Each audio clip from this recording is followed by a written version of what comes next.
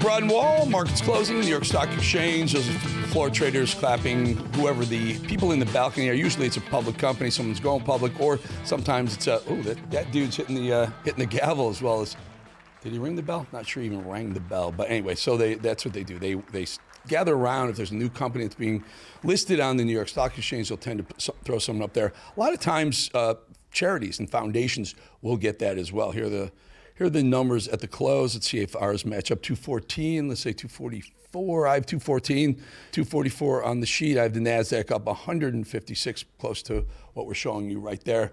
The VIX, again, the VIX is where we want it to go down. The VIX is like a jittery or nervous index for the major players on Wall Street. As it comes down, they're getting more confident. And as you see, VIX comes down, the market starts to elevate. 3,378. We've been talking about gold since I started here at RAV. I've been talking about since I started at Fox News 18 years ago. When I did first day at Fox, it was $580 an ounce. It's now 3,378. You want gold in your portfolio. Oil, we'd like to see that a little lower, under 60. That's Trump. He's going to get it down.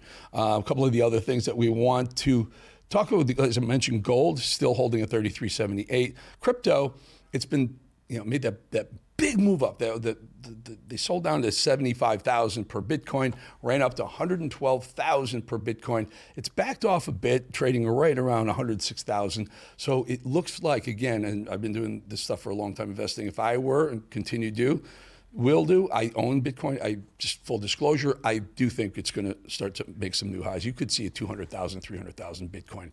Why does it matter? You want to make some money. Nothing wrong with making money, folks. Don't hate the game. Hate the player. Don't hate the game. A couple of the big stocks today. Apple did very well, up $1.57 in Apple.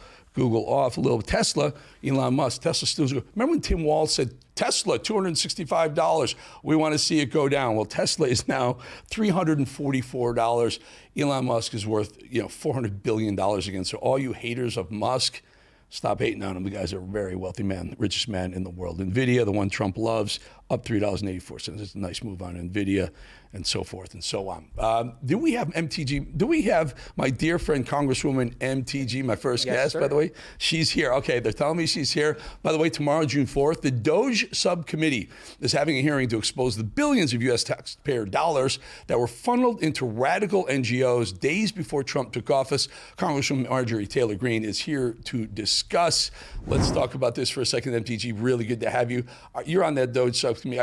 Are you leadership on the subcommittee as well? I chair the DOGE subcommittee. Damn, yes. I knew we were going to get the right person at the right. And by the way, you know who else has the right person at the right time? The DOGE subcommittee has the right person chairing the DOGE subcommittee. All right, so tell us what you found. You found some NGOs, the $100 billion maybe, but also let's also talk about USAID on the backside of it. Go ahead, the floor is yours. Yeah, of course. Thank you so much, Eric. We're having an explosive hearing tomorrow at 2 p.m. on the DOGE Subcommittee on Oversight, where we're going to be investigating the massive amount of taxpayer dollars that have been funneled into NGOs. And Eric, the Democrats have quite a business model with this. They basically create the policy. That's what they did over the past 4 years, created the policy, then funded the NGOs, their friends and family. And then some of them even left the Biden administration to go work in these NGOs that they wrote the policy and did the funding for. And then they enabled the invasion of America, but not just on the border. They also had NGOs that affected the, climate change scam and many other things. But this is where taxpayer dollars fund hard left policies, and then these NGOs enact those policies with taxpayer funding. It's amazing, MTG, if I may, Chairwoman. It's amazing what you talk about. You talk about the Democrats, they step up for these NGOs. They'll get money, taxpayer money, sent to the NGO, and then they'll go work for them.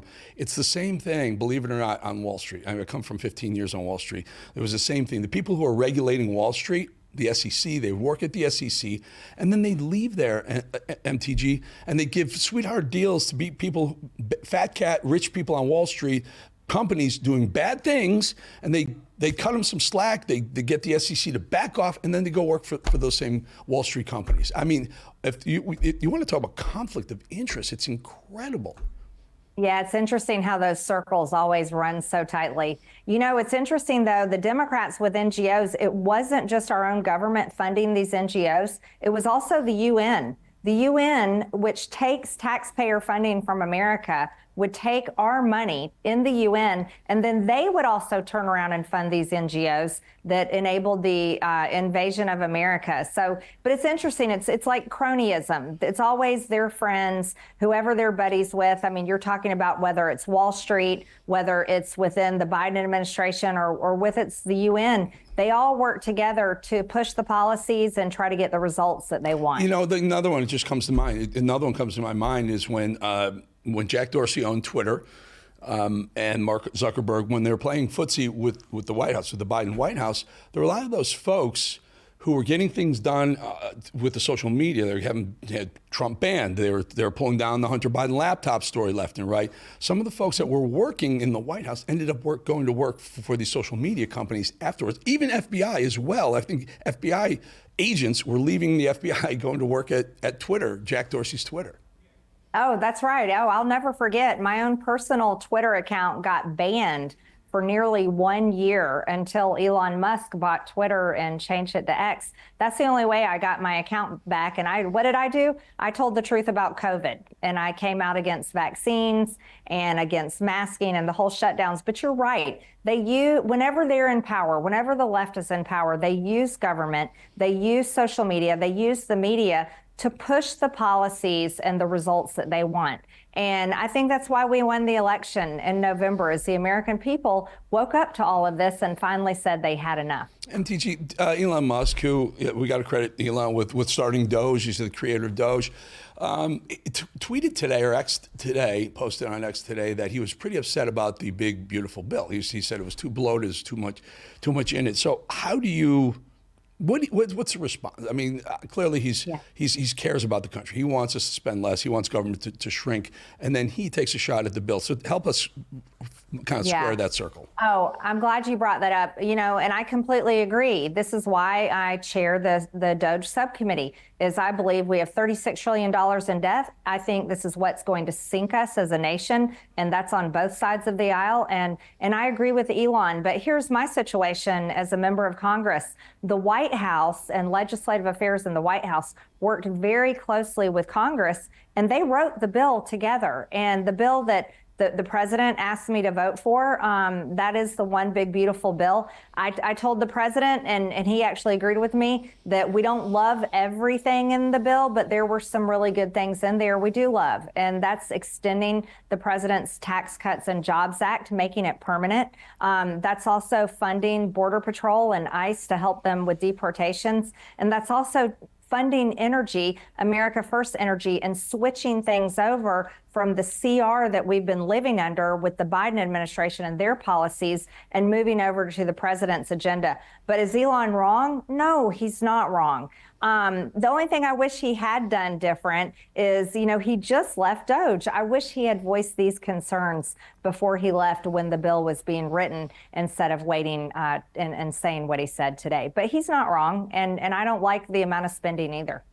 Yeah, no, and a lot of people are saying, well, you know, why didn't you bring this up before? He may have, MTG, he may have said there are bills, but big and beautiful don't necessarily go hand in hand when you're talking about spending bills. So I agree with you. I'm thrilled that you can say he's not wrong, and we're going to take the torch that he lit and run with it going forward. You want to comment on that one more time? I have another question. Yes, thank you. Doge is only getting started, and that's the way I see it. I think Doge needs to be the mission every single year for every single Congress. And we have a long ways to go. We're $36 trillion in debt. It took us years to get here, and I think it's going to take years and dedicated focus to dig our way out. MTG, what is Doge going to do about USAID?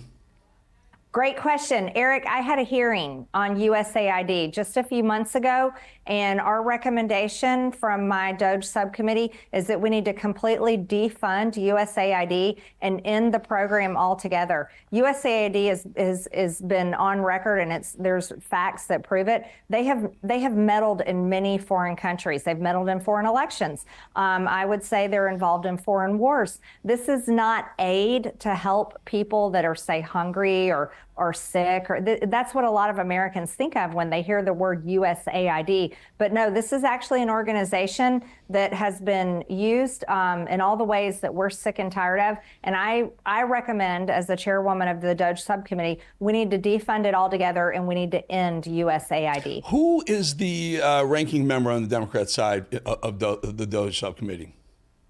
Her name is Representative Stansbury. She's the Democrat ranking member. She disagrees with me. She would love to continue funding all of the programs that the government funds. The debt doesn't seem to bother her whatsoever, and she really doesn't take any of it seriously. Do you think there's any funny business going on? Because it was odd when, famously Elon Musk locked the doors of USAID. They stood in front of the doors and said no one's coming in, and Jamie Raskin showed up. I'm pretty sure Jazzy Jasmine Crockett showed up, but they're all Democrat Congress people who were ticked off that those doors were closed, and we found so much waste, fraud, and abuse coming out of USAID. Do you think there's any kind of pay to play going on there? I don't have any proof of that, but Eric, you can only wonder why in the world would Democrats take this stance. Jasmine Crockett also serves on my DOJ subcommittee, and she constantly argues and basically stumbles and bubbles over her utter nonsense. I love to let her talk because I think she's a perfect spokeswoman for the Democrat Party.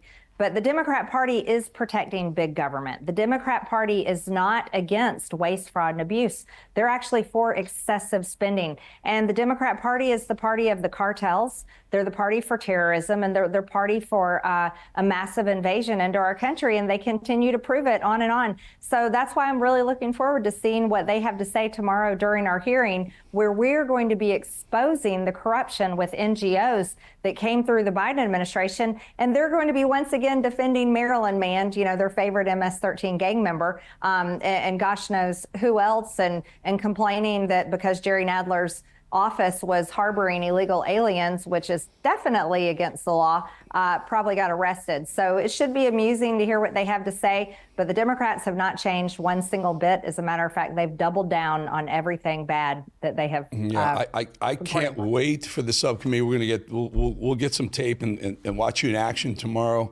MTG is the chairwoman of the DOJ subcommittee. We're going to break it down. We're going to follow it. We're going to cover it. And then we'll get you back and we'll talk about some of the things that we saw and heard. We'd love having you. Thank you so much for your time. Congresswoman Marjorie Taylor Greene. Appreciate your time. Thanks. Before we hit the break, wanted to remind you about the podcast and YouTube page, both updated daily. You can hear the show, any other content. Just hit that right there. Hit subscribe on one of those underneath there that you're watching on your screen. It's always going to be free. We'll be back in 2.5.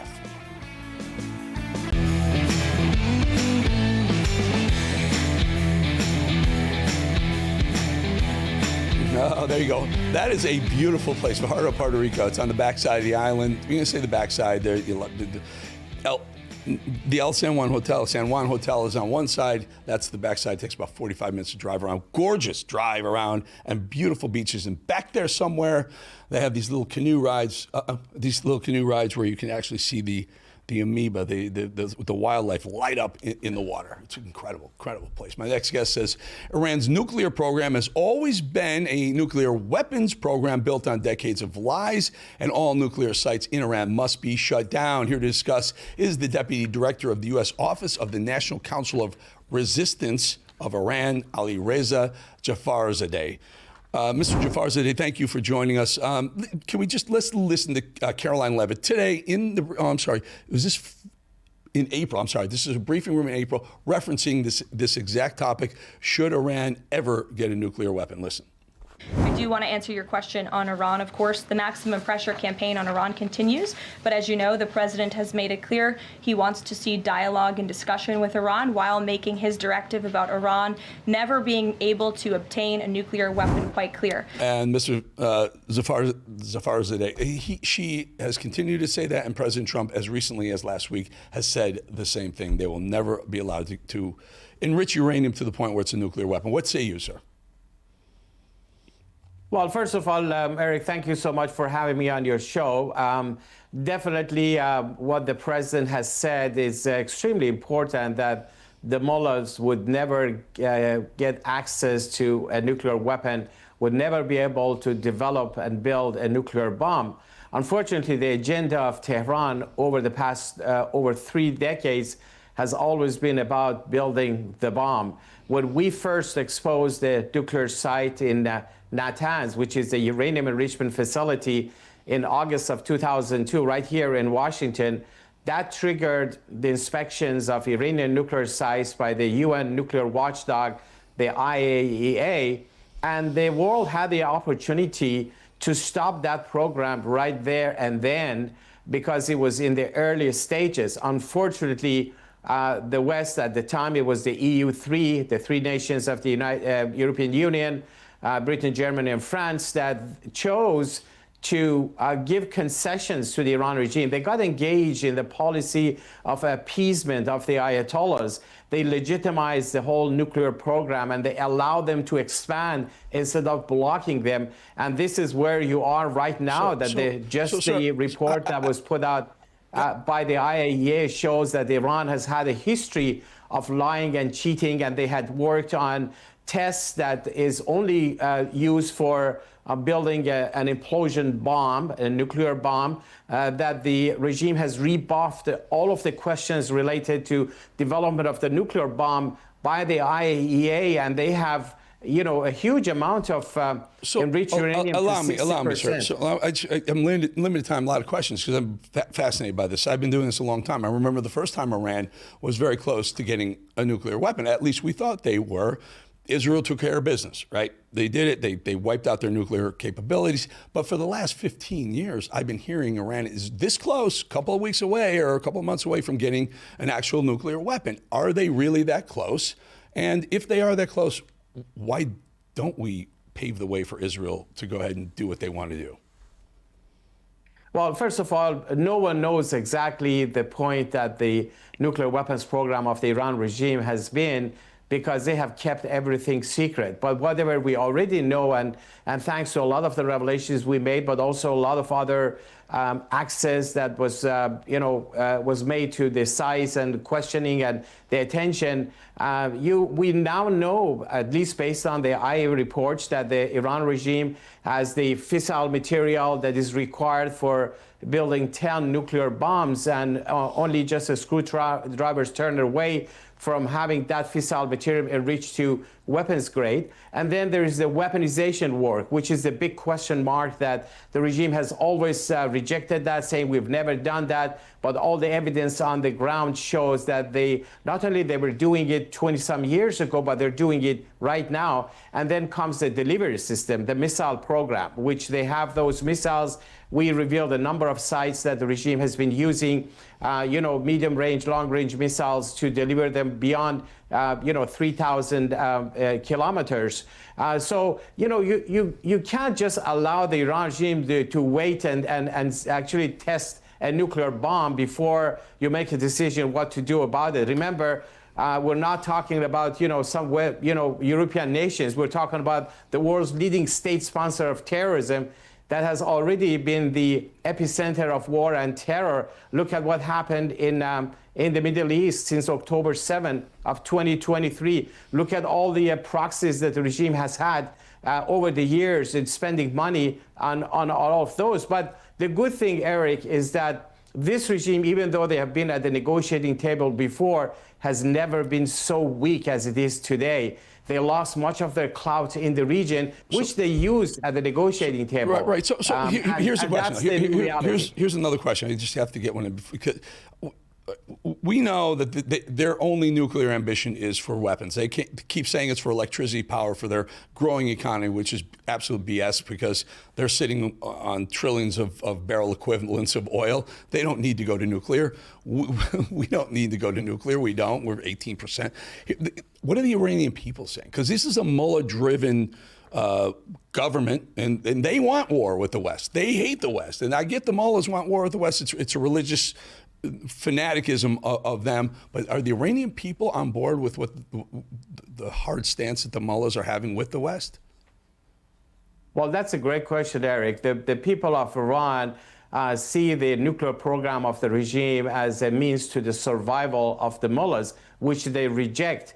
Remember, much of the nuclear sites of Iran that, many of them were exposed by the organized Iranian opposition because they don't see the program as being anything nationalistic or to the interests of the people of Iran. And also they're rejecting the regime.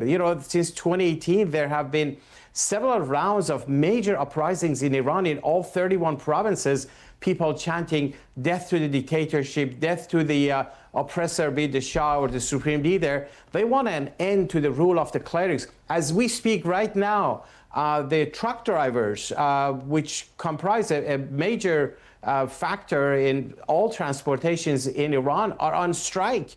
In all 31 provinces, today is like the start of the third week of their strike. So every sector of the society are opposed to this regime, and they see the program, draining the resources of a country just to give the regime their survival tool.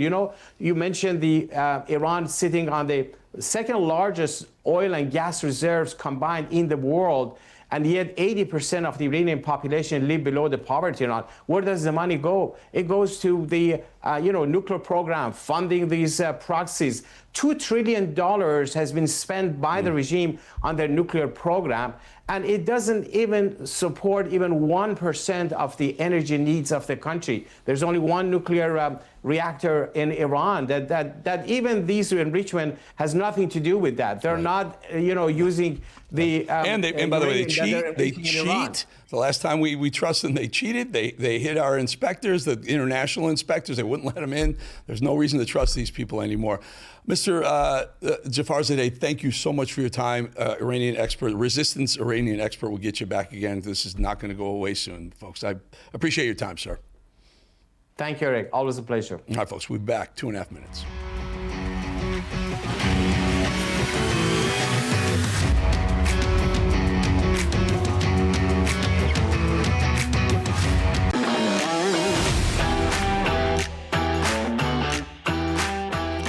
Nice in Philadelphia, one of the bluest cities in America. I don't mean the sky. I mean their political leaning. Philadelphia freedom, huh? Okay, sure. Okay, so folks, what if? What if Kamala Harris had won? What if Democrats had cheated enough? We know they cheat every time, but what if they cheated enough this time to get the worst presidential candidate ever into the White House? We are an optimistic people. We are an optimistic people. Americans, by character, are people who have dreams and ambitions and aspirations. We believe in what is possible. We believe in what can be. And we believe in fighting for that. That's how we came into being.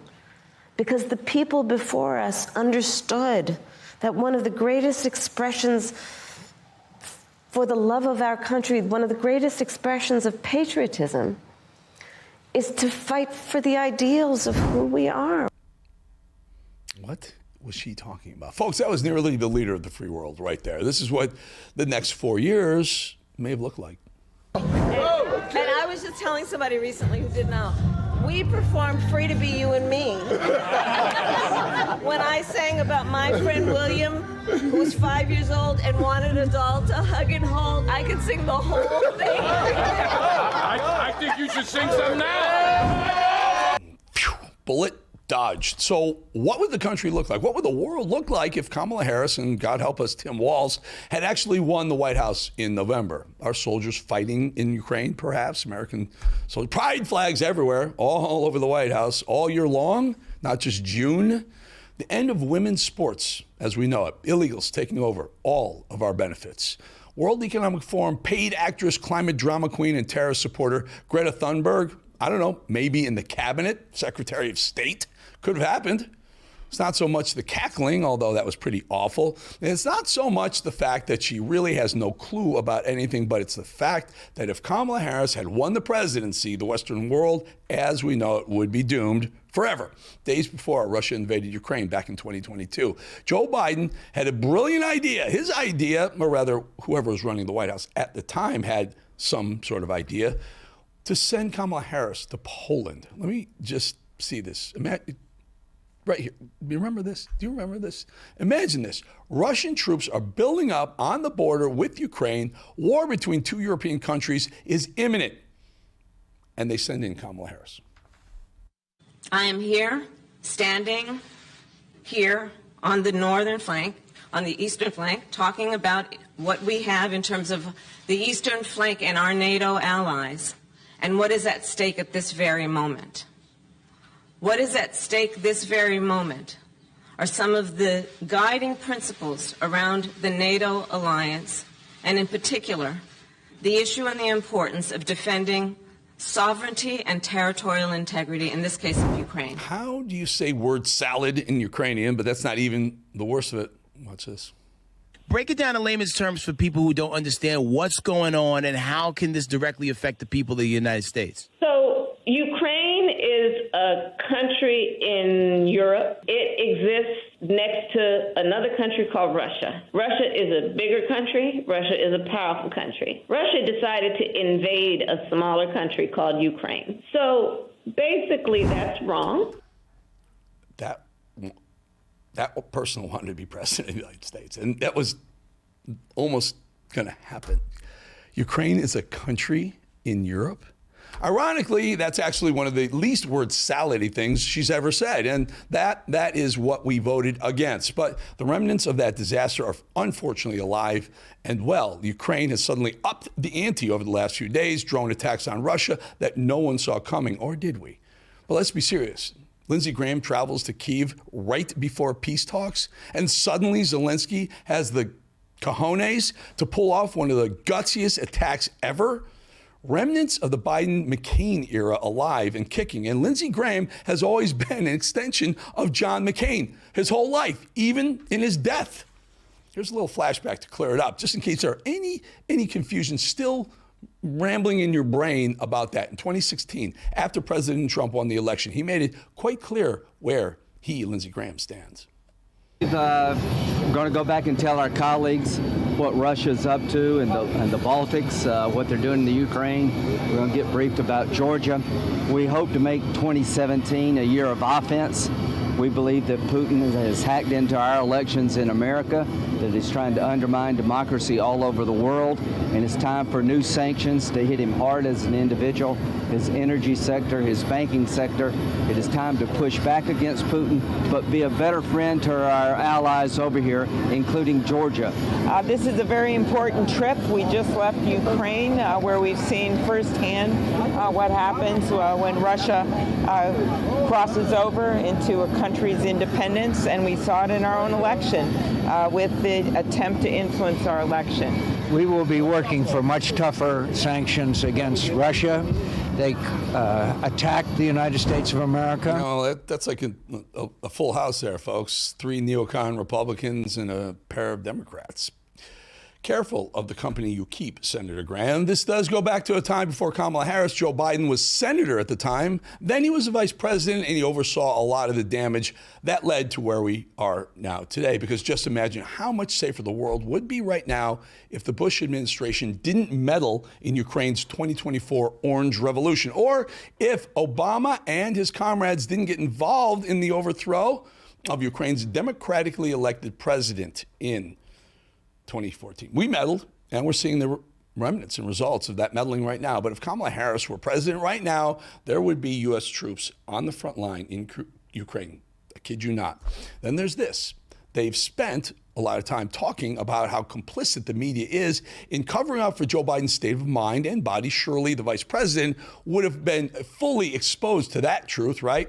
We're coming at Jake Tapper, Joe Scarborough, and the whole legacy media, and rightfully so. We're coming at Chuck Schumer, Nancy Pelosi, Jamie Raskin, and rightfully so. But what about his second-hand man? What about the person who was right behind the leader of the free world and insisted he was just fine? Kamala Harris stood in front of the American people and the world and took an oath to support and defend the Constitution. Isn't her failure to act on her knowledge treason? Should be. Why isn't she being prosecuted now? And we know what she's done, because we know what she knew. She's just allowed to run for California governor and carry on as if nothing happened. And let me guess, right now, she's the leading contender. Sorry to say it. She's the top Democrat right now for 2028. How about this? Remember when Kamala Harris was head of something called the Disinformation Task Force? That lasted a good 2 hot minutes thanks to the appropriate uproar. But then when she was officially in the running for the White House, she said this. You can't say that you have one rule for Facebook and you have a different rule for Twitter. The same rule has to apply, which is that there has to be a responsibility that is placed on these social media sites to understand their power. They are directly speaking to millions and millions of people without any level of oversight or regulation. And that has to stop. Wow. All right. Well, let me just tell you something. That we dodged the bullet, folks. That could have been her. That might have been the leader of the free world. Can you imagine? This world will be completely different. Trump put a stop to all that nonsense. It went away for now. We got 4 years. We need to make it 12, because whoever takes over for Trump, assuming it's not Trump, there's another 8 years of I don't know, common sense conservatism. We'll be back 2.5 minutes.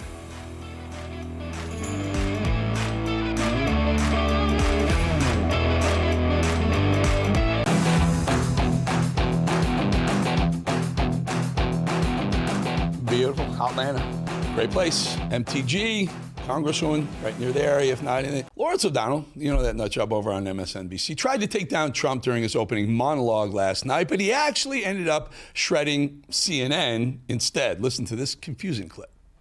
Needless to say, Donald Trump is the only president in history who can publicly embrace and accept and believe such insanity without immediately provoking a rush of questions by the White House press corps and news organizations around the world about the sanity of the American president, which means that the insanity of the current American president is now officially taken for granted in the news media. No huge banners on the cable news network that recently devoted itself to the issue of presidential mental acuity. That network did not dare devote itself to the mental acuity of Donald Trump. That network decided that the mental acuity of Joe Biden last year is a more important story now.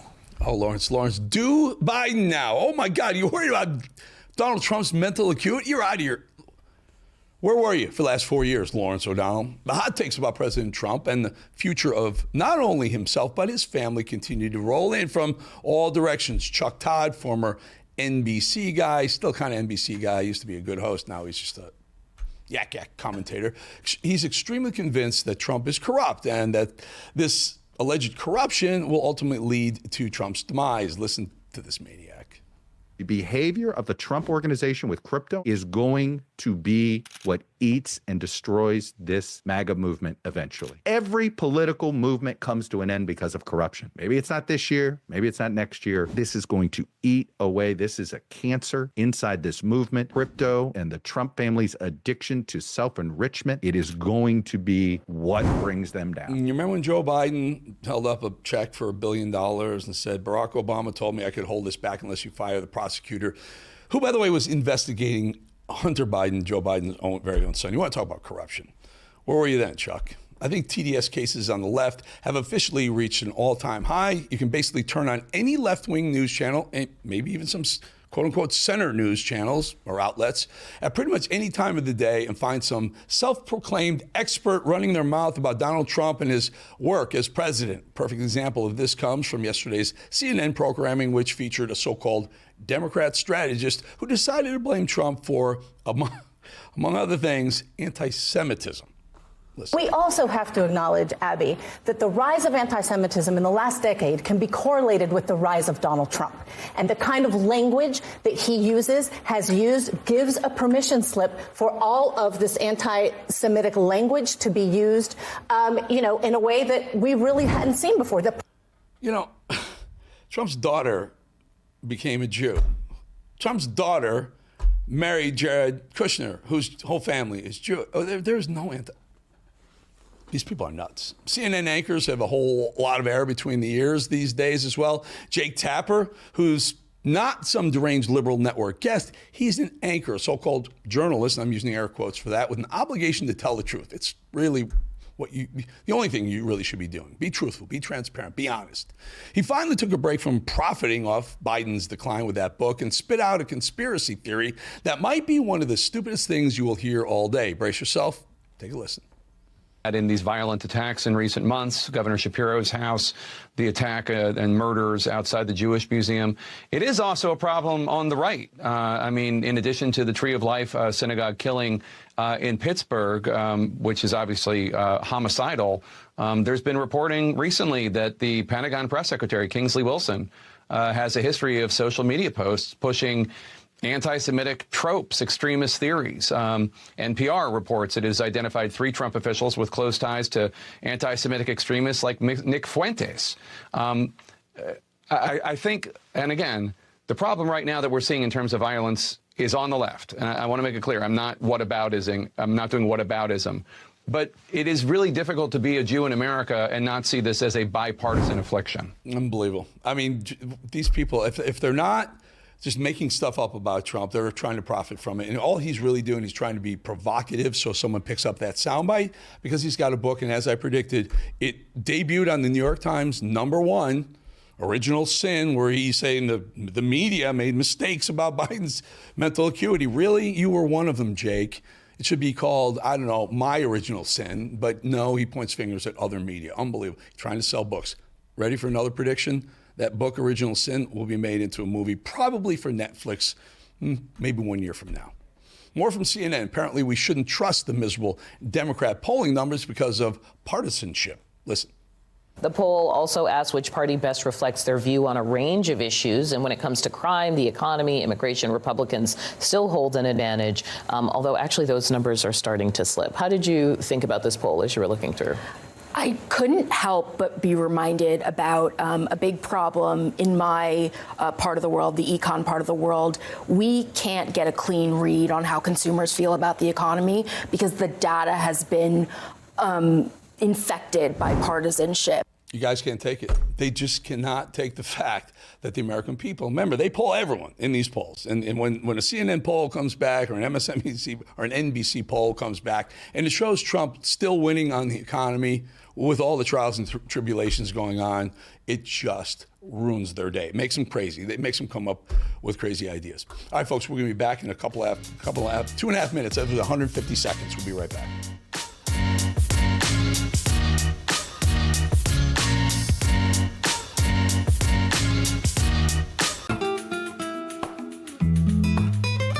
All right, let's just get right to it, because he's the man, he's the myth, he's the legend, Mr. Steve Bannon.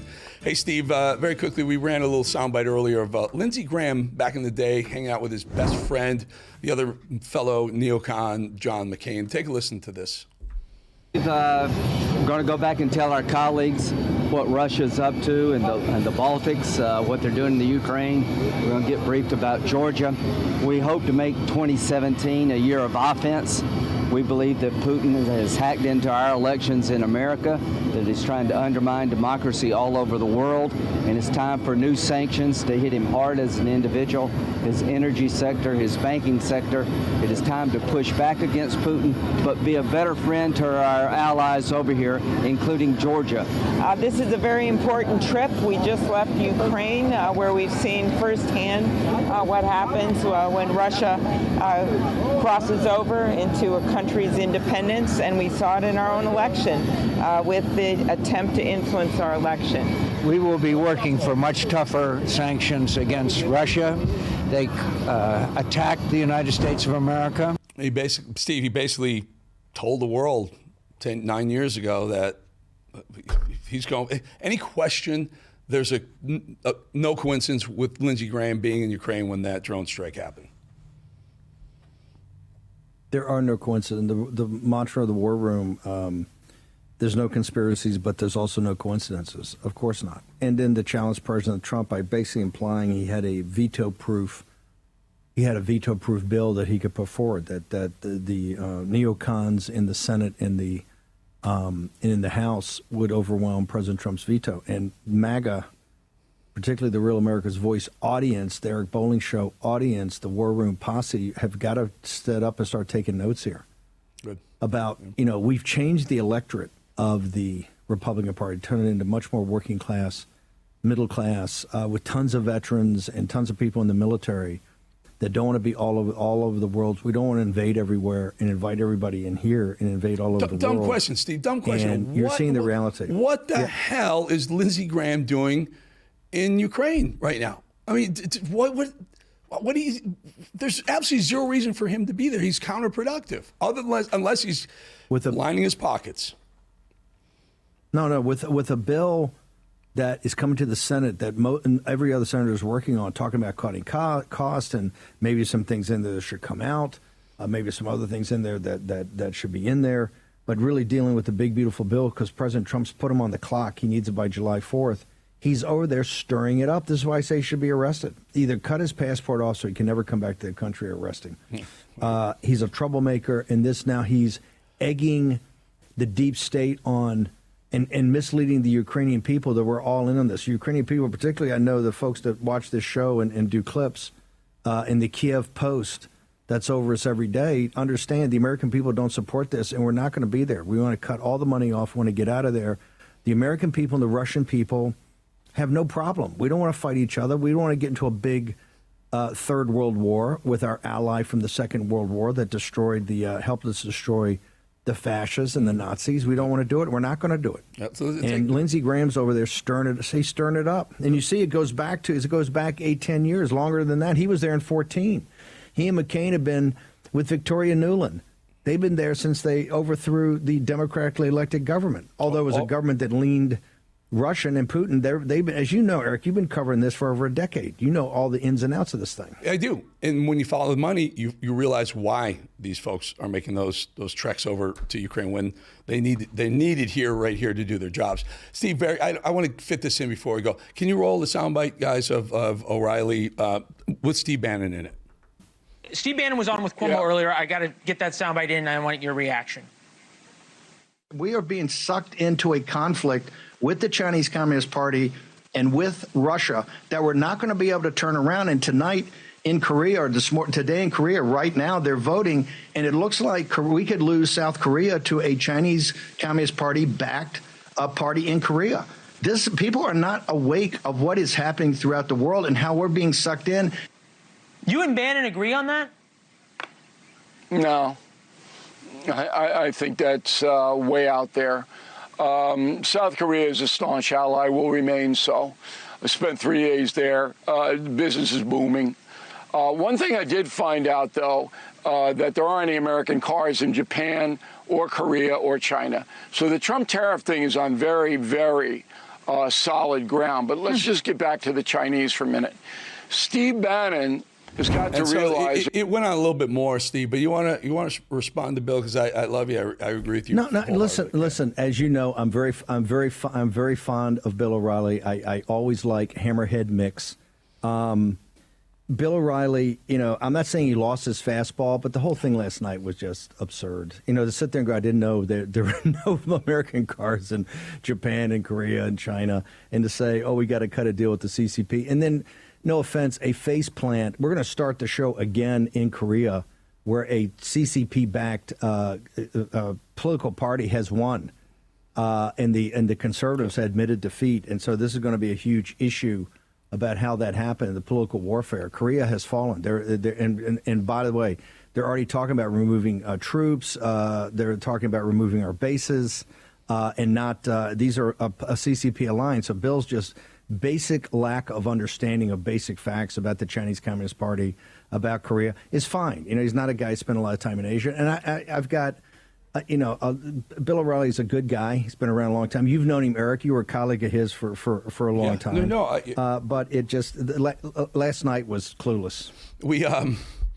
I sat in for him almost 250 times. I spent a lot of time on the O'Reilly factor sitting in for him, and I think he's spot on in a lot of things. I think he is missing the boat on this one. He did just return from an Asian trip. He spent some time in China, and I think I agree with you, Steve. I think there's a big risk when the Communist Party takes over in a country like South Korea. You got to hope that the strength of their economy overwhelms any sort of communist ambitions that they have. But with that, jump across the parallel and pure unadulterated communism's right there. it can get a little scary. Final, it's your show. It's Well, hold. So, Eric, no, hang on. So, unrestricted warfare, which has been their manual for 20 to 30 years, talks about political warfare. What they've done in Korea is a model of how you do it. They have taken a long time to get control of that party. Just like in Taiwan, the Kuomintang, which was the nationalist party under Chiang Kai-shek, is 100% a CCP party today. That's why 20 to 25% in Taiwan is like a fifth column. You're not going to have 100% support when we step in to defend the Taiwanese. And Korea fell last night. We're going to get a live report from Ambassador Tan and Colonel Newsham and Mills.